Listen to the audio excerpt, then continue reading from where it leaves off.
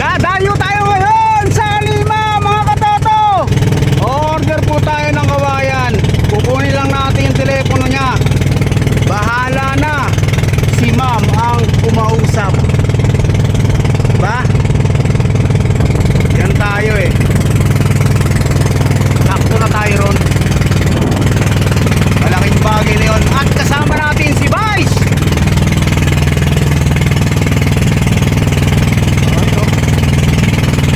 Siya ngayon ang ating kapitan. Tayo ay pasahero.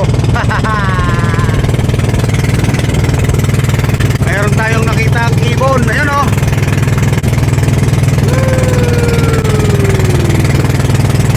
Dati sa lugar na to mga katoto, ang daming long line dito.